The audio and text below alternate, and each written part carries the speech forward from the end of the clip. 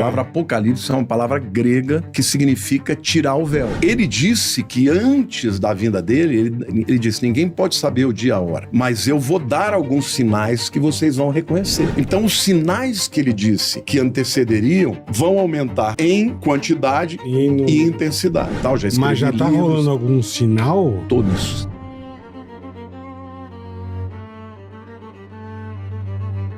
Olá, Martini. Eu queria que você falasse um pouco, você é muito conhecido, né, por falar sobre o fim do mundo, né? Acho que é a tua... Apocalipse. O que é o Apocalipse? O mundo vai acabar mesmo? Porque Brasília já tá em chamas. Né? Brasília anda muito chamas. Não é só Brasília, não. Não, e ele teve lá. Você podia ter ficado lá pra dar uma melhorada lá no pessoal, lá, Martini. Nem você aguentou o inferno. Jesus. Você foi lá passar pelo inferno. Que difícil é você ver as coisas e não poder fazer E aí? nada. E aí, Lamartine? Eu acho que existem guerras e guerras. Agora, em primeiro lugar, o que é Apocalipse? A palavra Apocalipse é uma palavra grega que significa tirar o véu. Então, a própria palavra, o livro do Apocalipse, no inglês é Revelation. Mostrar a cara. Revelação. Que é desvelar, né? Desvendar. Aham. O livro de Apocalipse é um livro em que Jesus revela para o apóstolo João o que aconteceria no fim do mundo. Tá. E Jesus mesmo, nos evangelhos, ele deu uma série de sinais para que as pessoas soubessem o que aconteceria quando chegasse a hora dele voltar, porque o Apocalipse tem a ver com a vinda de Jesus, a segunda vinda. Tá. Porque Jesus veio a primeira vez para viver e para morrer pelos nossos pecados. Mas ele virá uma segunda vez para reinar com justiça e com juízo. Dá pra ele vir Então, logo? literalmente, ele vai acabar com toda a corrupção, com a maldade humana. Agora, ele disse que antes da vinda dele, ele disse, ninguém pode saber o dia e a hora, mas eu vou dar alguns sinais que vocês vão reconhecer. Então ele fala de sinais na natureza, fala do aumento de terremotos, de maremotos. E o interessante... Desastres naturais. Desastres naturais. Ele fala que o mundo iria ficar perplexo quando ouvisse o bramido do mar e as ondas. Agora, as pessoas leem isso e não se atentam ao fato de que quando Jesus falou isso, ninguém tinha condição, porque sempre teve terremoto, sempre teve maremoto, sempre teve tudo isso. Sempre teve. Só que quando acontecia um terremoto no país que ficava 500 quilômetros, ninguém ficava sabendo. E ele diz que no final dos tempos as pessoas saberão e verão isso acontecer e ficarão perplexas. Então ele dá alguns sinais de tudo que aconteceria. E o meu chamado de estudar isso com profundidade, porque quando eu me converti, esse retiro, o tema dele era Apocalipse agora. Então eu fiquei muito impactado com aquilo e passei a estudar com profundidade. Então eu estudo há 40, me converti em 81, 45 anos. Caramba! Foi no carnaval de 81. 45 anos que eu estudo com profundidade isso. O carnaval, e eu comecei a falar disso muito antes da internet. E não estava falando para ganhar likes.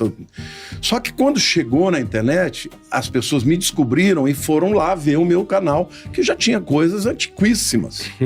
Entendi. E aí explodiu, entendeu? Explodiu e aí eu comecei a ser chamado e tal, já escrevi Mas já tá livros. rolando algum sinal? Todos. É mesmo? Você quer ver um sinal que é extraordinário? A volta de Israel para a Terra Santa. Porque Israel, no ano 70 depois de Cristo, quando os romanos entraram com o imperador Tito, o templo foi destruído, o povo fugiu, muitos morreram, e sobrou muito poucas pessoas ali no território. No ano de 135, o imperador Adriano, para debelar uma rebelião que teve de um judeu chamado Jesus Barkova, ele mudou o nome de Judeia para Palestina. E ele proibiu que os judeus permanecessem na terra. Então essa diáspora, essa expulsão dos judeus da sua terra foi profetizado pelo profeta Ezequiel 500 anos antes de Cristo. Só que no capítulo 36 de Ezequiel, Deus fala para ele: eu vou trazer o meu povo de volta de todas as nações para a sua terra, e eles verão que eu sou Deus. Os próprios cristãos falavam: não, isso não vai acontecer. Não vai rolar. Nunca vão voltar. É impossível, os judeus estão perdidos no meio das nações. Só que depois da Segunda Guerra, o mundo ficou perplexo com o Holocausto, e a ONU, no final de 47, votou o plano da partilha, em que o povo de Israel poderia entrar e estabelecer a sua nação, né? Território, né? Território. E aí eles vieram, e no dia 14 de maio, Davi Ben-Gurion, com mais umas 500 pessoas, na casa dele em Tel Aviv, eu já estive lá, inclusive, ele estabeleceu o nascimento da nação de Israel. E o livro de Isaías fala: é possível uma nação nascer num dia? É possível. Porque Israel nascerá num só dia. E foi exatamente assim. Então, a volta do povo de Israel para o seu território é um sinal. É um dos sinais, mas tem muitos outros. Por exemplo, a Bíblia fala sobre o amor de muitos esfriando, um tempo de violência, um tempo de iniquidade. Isso que está acontecendo hoje, as barbaridades que você vê hoje, como esse Epstein aí, as coisas, é isso? não é? As barbaridades, você fala: como é que o ser humano é capaz de fazer isso, comer carne humana? Não é só ele, juntava uma turma. Essa galera né? importante. Juntava uma turma, né? É bizarro. Jesus, ele disse que por se multiplicar a iniquidade, o amor de muitos é esfriar. Então, hoje nós estamos vivendo as condições que vão preparar. E Jesus disse que a vinda dele seria semelhante às dores de parto. Como é que são as dores de parto que uma mulher tem? Quanto mais próxima ela chega do parto, as contrações aumentam em número e intensidade. Então, os sinais que ele disse que antecederiam vão aumentar em quantidade e intensidade. Então, tá tudo acontecendo. E o que vai ser de nós? Bom, aí você quer saber a opinião da Bíblia? Bela pergunta. Eu quero saber, já que tá... A Bíblia diz que quando Cristo vier, aqueles que estiverem seguindo a fé nele e os seus princípios vão ser preservados. E os que não vão ser julgados. A Bíblia fala claramente isso, que Jesus... Já não tem esse cara no Brasil, não? Que cara? Tá julgando a turma. Esse vai dar conta. E a Bíblia diz, carioca, aqui... Eu acho. Você sabe o que a Bíblia diz? Que nesse dia, todo joelho se dobrará e toda língua confessará que Jesus Cristo é o Senhor. Cara, eu fico pensando em Hitler, Vixe. Em Nero, eu fico pensando em Mussolini, eu fico pensando em Mao Tse Tung, Lenin, esses... Fidel Castro. Agora esse aí, o Maduro, o outro que morreu, o Trump. Todos esses homens, eles vão dar conta. O da Rússia, como chamam? É o Putin. Todos esses. Pô, esse cara não sai de lá, né, velho? Porque na verdade é isso que o comunismo faz, né? Que loucura, né? Personalista, ele promete... né? É muito personalista. Eu não gosto dessa coisa personalista. Essa coisa do cara entrar... É aquilo que a gente fala, a democracia... Quantos anos já tá a guerra? 3? Não, a guerra, o Putin tá na Rússia há 20 anos. Não, tô dizendo a guerra do... Uma puta 4 anos. 50. Eu li não sei de quem. Eu li não sei aonde que dizia assim, olha, a democracia é o pior dos sistemas, excluindo todos os demais. É igual o capitalismo, a mesma frase se adequa. Não é a democracia, é o capitalismo. É o capitalismo. É o pior né? dos sistemas. Por quê? Porque ainda é o lugar onde pode ter liberdade de pensamento, onde o indivíduo pode se desenvolver, entendeu? Agora, num regime cuja base ideológica é contra Deus, o que você espera disso? Você espera nações que são opressoras, que matam os que pensam diferente. Então, agora, eu não acredito que a solução está num regime humano. Não acho que nem vem da direita nem da esquerda. Eu creio que vai trazer restauração para o mundo é a volta de Cristo. Eu acredito nisso de todo o meu coração. E quando vier, aqueles que estiverem vivendo com uma fé de que a verdade está na Bíblia e procurando andar segundo os seus mandamentos, essa pessoa vai ser preservada e vai viver com ele, porque a Bíblia diz que ele vai reinar nesse mundo novamente por 1000 anos. E depois disso, aí vem os tempos eternos, né? Novo céu, nova terra e tal. Então, assim, o Apocalipse ele não é o fim. Ele é um tempo de transição. É um tempo de juízo. A Bíblia fala que todas as nações vão passar por um juízo. Ou seja, isso dá até um lenitivo, né? Os caras, esse fulano aí que você pensou, um cara desse dá risada, né? Age de maneira inadequada, julga os amigos de um jeito. Um dia esse cara vai dar conta. Mas sabe o que é muito louco, ô Lamartine? Vendo essa... ver pra crer, né? Você vê que o feitiço tá começando a virar contra o feiticeiro. É muito louco isso, né? É, porque Deus é Senhor. Não é muito louco isso, Bola? É muito louco. Todos os tiranos... O cajado, a tirania, né? Todos os tiranos que acreditaram que jamais seriam pegos. Seriam tocados. Todos eles um dia foram pegos. É, né? Em vida, né? Em vida. Em vida. Em vida. É verdade. Que é necessário. E se escapar da vida... Vai ser... Não, dar mas conta pra Deus, é né? muito louco, cara, porque rodou, fez, agora tá começando a virada. Tá quietinho, a né? casinha Não, cair. Não. Começou a aparecer, aí você fala, caraca, Mas sabe o que é o pior? eu tô Sabe que é o vendo pior? isso, a gente que é um pouco mais... O pior é que vai aparecer mais coisa. Quem tem um pouco mais de fé trabalhada, desenvolvida, eu diria uma certa plenitude, porque a fé A fé é a certeza de coisas que você não vê, mas que você espera. Você sente. É. E a fé... Antecipado, né? Então, a plenitude que eu digo é tanta fé que você tem e é tanto tempo que você a manipula, ou você... Não digo manipular, eu digo...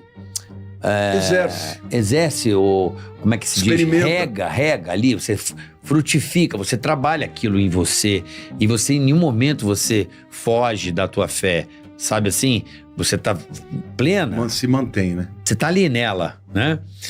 E aí você vai vendo certas coisas e você só faz assim, ó.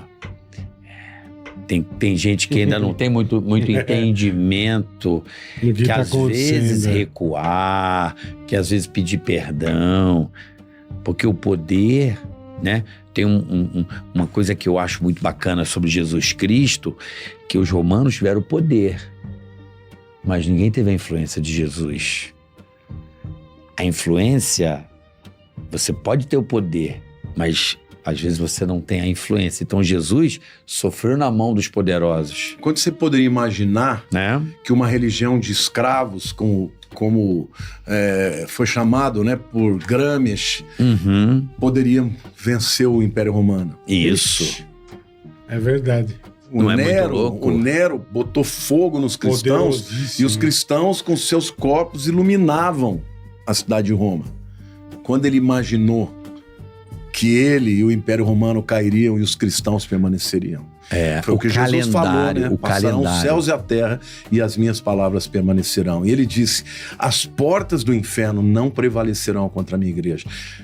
Carioca, se levantaram muitos para tentar destruir o cristianismo. Voltaire, o grande Voltaire, ele disse que em 50 anos não haveria mais Bíblias no mundo. Que a Bíblia seria um livro obsoleto. Olha como Deus ele tem senso de humor. A casa do Voltaire foi comprada pelo Instituto da Bíblia da Suíça. E hoje a imprensa que imprime Bíblias está na casa do fulano. Ai, que beleza. E a Bíblia ainda tá crescendo todos cada os vez anos mais. o livro mais vendido do mundo. E o Nietzsche, né? Eu adoro filosofia, eu leio tudo. O Nietzsche, ele conta uma anedota, uma parábola, na verdade, que é a do homem louco. Você já ouviu falar? Não. Você já ouviu falar que Nietzsche falava que Deus está morto? Isso é uma das máximas do Nietzsche, né? Que era um gênio. O cara morreu no ano de 1900. Filho de pastor luterano, mas se voltou contra Deus e pirou, né? Ele diz que esse homem chega no meio da praça e fala, Deus está morto, Deus está morto. Aí todo mundo olha para ele e não entende. Fala, esse cara tá louco, né? Aí ele sai de lá, entra numa catedral, fala, Deus está morto, isso tudo que vocês estão vendo é mausoléu. Aí ele diz, Deus está morto porque nós o matamos. E aí ele vem e profetiza que o século XX seria o século mais sangrento da história da humanidade. E foi. Nós tivemos a Primeira, a Segunda Guerra, tivemos a Revolução Russa, nós tivemos a Revolução Chinesa, né? Quer dizer, morreram milhões e milhões. O Holocausto. O Holocausto, então. Na Segunda Guerra morreram 40 milhões de pessoas, 6 milhões de judeus. Mas só a Revolução Bolchevique morreram 30 milhões. Na Revolução Chinesa, 50 milhões. Quer dizer, muita gente morreu. Mas o que ele estava dizendo? Que quando uma sociedade mata Deus, ela perde o freio. Quando ele fala sobre o Uberman, que é o Superman, ele diz o seguinte, que assim como o macaco evoluiu para o Homo sapiens, né, tem aí no meio disso um ancestral comum entre eles e tal, que alguns dizem, né? Ele diz, o homem de hoje, ele vai evoluir para o super-homem. E quem é esse super-homem? É o cara que ele vai fazer o que for necessário para conseguir o que ele quer. O Nietzsche dizia que o sentimento mais forte é a inveja. E que o super-homem, ele não tem as travas dos cristãos. Ele diz, o que é esse negócio de perdão? Perdão, isso aí é uma resposta de uma religião de escravos que não pode enfrentar o poderoso, então sublima e diz que não, eu vou perdoar, porque perdoar é de Deus. Essa era a mentalidade dele. Qual era o livro de cabeceira do Hitler? Era Nietzsche. E por isso ele queria ser o super-homem, formar uma nova raça. Entendi. E ele falou, eu vou destruir, eu vou e faço, aconteça, sem nenhum elemento que possa me conter.